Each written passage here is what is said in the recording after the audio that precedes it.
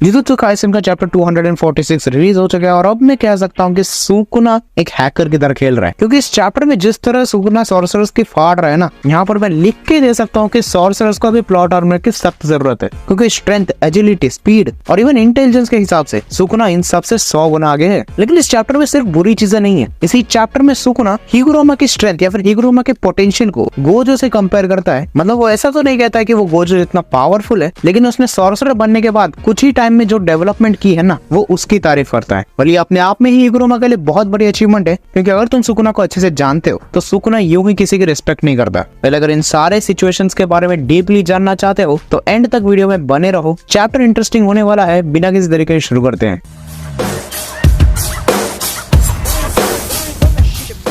Chapter शुरू होता है और हमें दिखता है कि सारे सॉर्सरर्स बैटलफील्ड में उतर चुके हैं और चैप्टर वहीं से शुरू होता है जहां से 245 का चैप्टर खत्म हुआ था। हिगुरोमा का डोमेन खत्म हुआ, लेकिन उसके डोमेन ने उसी को धोखा दे दिया, क्योंकि हिगुरोमा के डोमेन ने सुकुना की कर्स टेक्निक को सीज किया ही नहीं, बल्कि उसने सुकुना के हाथ में रहे कर्स टूल की कर्स टेक्निक को सीज कर लिया। अब होना क्या था, सुकुना लॉन्च करता है डिसमेंटल और यहीं पर कुसाका भी बीच में उतर पड़ता है और वो यूज करता है सिंपल डोमेन। और सिंपल डोमेन के बारे में नहीं जानते तो एक कर्स टेक्निक है जो अपने ओपोनेंट के कर्स टेक्निक को नलीफाई कर देती है। मतलब पूरी तरह से तो नहीं काट देती, लेकिन उसके अटैक के इफेक्ट को काफी हद तक कमा देती है, जिसके कारण जिस अटैक से सबके टुकड़े हो जाने चाहिए थे, वो अटैक सिर्फ और सिर्फ कुछ स्लैशेस में खत्म हो जाता है, थैंक्स टू कुसाकाबे। अब यहाँ पर सुकुना नोटिस करता है कि जितने भी सॉर्सरर्स बैटलफील्ड में उतरे हैं, उन सभी के कर्स एनर्जी या फिर उनके स्किल्स कुछ हद तक इंप्रूव हो चुके हैं। अब यहाँ पर हिगुरोमा सोचता है कि अब तक तो उसे पता चल गया है कि सुकुना के सारे अटैक्स वो वर्ल्ड को काटने वाले क्लीव अटैक्स नहीं है। वो आगे भी ऐसा सोचता है कि ऑब्वियसली वैसे अटैक्स करने के लिए एक हेवी बाइंडिंग वॉल लगती होगी या फिर कुछ ना कुछ तो कॉस्ट होता होगा उसका, जिसपे आगे वो डिसमेंटल और क्लीव को अच्छे से समराइज करता है अपने ही ब्रेन में। और वो आगे सोचता है कि वो अभी के लिए यही एजम्पशन लेगा कि सुकुना सिर्फ और सिर्फ क्लीव और डिसमेंटल ही यूज कर सकता है,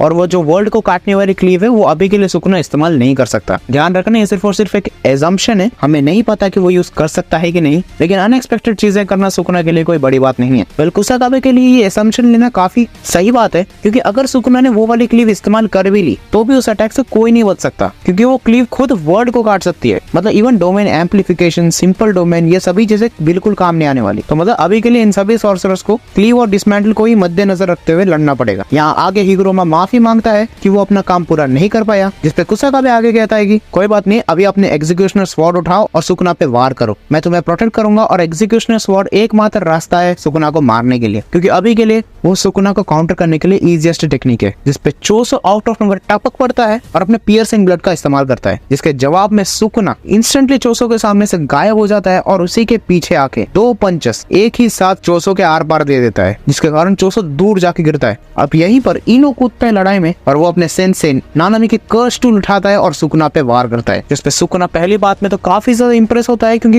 एक्सपेक्टेशन के मुकाबले इन्होंने काफी स्ट्रॉन्ग मूव डिलीवर किया था। अब सुकुना आगे भी सेंस करता है कि उस कर्स वेपन में अलग अलग कर्स एनर्जी स्टोर्ड है, जिसके कारण वो इतना अच्छा कर्स टूल है। लेकिन होना क्या था, एक सिंपल सा कर्स टूल कहाँ किंग ऑफ कर्सेस के अगेंस्ट काम आने वाला था। अब सुकुना इनो को भी किक मार के दूर फेंक देता है। अब यहाँ पर सारे सॉर्सरर्स हमला तो करते हैं, लेकिन यहीं पर सुकुना उन सबको इग्नोर करके हिगुरोमा के ऊपर अटैक करता है, जिसपे इनो दूर जाके गिरता है। और अब यहीं पर सुकुना हिगुरोमा की तरफ भागना चालू कर देता है ताकि उसके ऊपर और अटैक्स कर सके, और वो इवन इतादोरी के साइड से भागता है और इतादोरी बैकअप के लिए सुकुना के पीछे भागता है, क्योंकि यहाँ पर हिगुरोमा सुकुना के अगेंस्ट लड़ने के लिए बहुत ही एसेंशियल बंदा था फॉर ऑब्वियस रीजंस। लेकिन यहाँ पर हम देखते हैं कि सुकुना इवन इतादोरी को रनिंग में सरपास कर रहा था और वो हिगुरोमा के पास पहुंच भी जाता है। और यहीं पर पैनल शिफ्ट होता है और हमें दिखाया जाता है थोड़ा फ्लैशबैक, जिसमें सारे सॉर्सरर्स एक्चुअल में प्लान बता रहे हैं कि सुकुना को मारा कैसा जाए। और यहाँ पर उनका प्लान था कि वो सुकुना को मारे और मेगुमी को जैसे तैसे सेफली बाहर निकाले। अब यहाँ पर हिगुरोमा आगे अपने एग्जीक्यूशनर स्वॉर्ड को एक्सप्लेन करता है कि एग्जीक्यूशनर स्वॉर्ड से जिस बंदे के ऊपर हमला किया सिर्फ वही बंदा मरेगा। मतलब मान लेते हैं कि एक बॉडी के अंदर अगर 2 सोल्स हैं, जो कि फिलहाल के लिए सुकुना मेगुमी के बॉडी के अंदर वाला एग्जांपल ले सकते हैं, तो वो वही सोल को मारेगी जिस सोल को जजमेंट गिल्टी प्रूव करता है, और दूसरी सोल को कुछ नहीं होगा। अब यहाँ पर तो सबके मन में लड्डू फूटने लगे। अब वो लोग यहाँ पर ये सोच रहे थे कि वो सुकुना को गिल्टी प्रूव करा देंगे और एग्जीक्यूशनर स्वॉर्ड से सुकुना को हरा देंगे, और सुकुना के मरने के बाद मेगुमी के बॉडी के अंदर बचेगी मेगुमी की सोल, जिसके कारण मेगुमी सेफली बाहर आ सकता है। और अब यहाँ पर हमें इतादोरी और हिगुरोमा की थोड़ी सी चिट चैट दिखाई जाती है।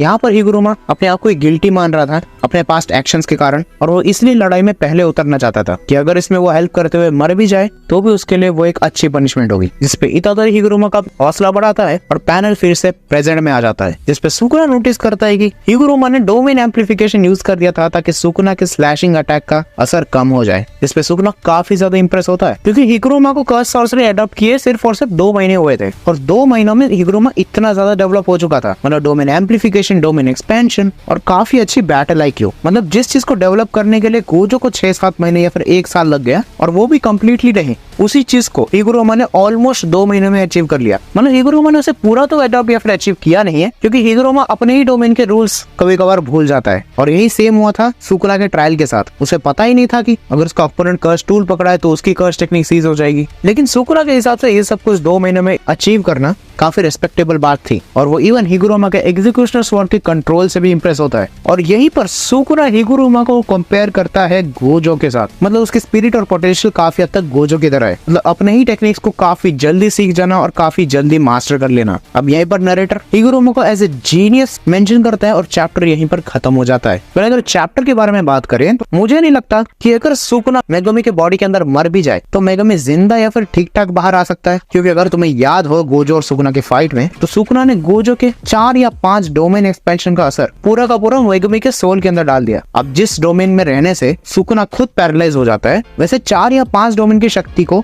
मेगुमी की सोल क्या झेल पाएगी? तो उस हिसाब से हम इस बात पे सर्टेन नहीं है कि मेगुमी ठीक ठाक बाहर निकल पाएगा या फिर सुकुना को मारने के लिए हमें मेगुमी को ही मारना पड़ेगा। पहले अगर हम हिगुरुमा की बात करें तो यहाँ पर तुम लोग ये मत समझ लेना कि हिगुरुमा गोजो जितना पावरफुल है, बल्कि सुकुना ने तो हिगुरुमा के बस माइंड सेट और अपने कर्स टेक्निक के अंडरस्टैंडिंग की तारीफ की थी, और इवन हिगुरुमा की ब्रेवरी की भी दाद देनी पड़ेगी क्योंकि आरसीटी ना होने के बावजूद उसने सुकुना को सीधा फेस टू फेस चैलेंज किया। Well even special grade sorcerers भी ऐसा नहीं करेंगे। वेल ह्यूज अप्लॉज टू हिगुरुमा, और इसी के साथ इस वीडियो को खत्म करते हैं। मैं मिलता हूं तुमको किसी और वीडियो में, तब तक के लिए गुड बाय।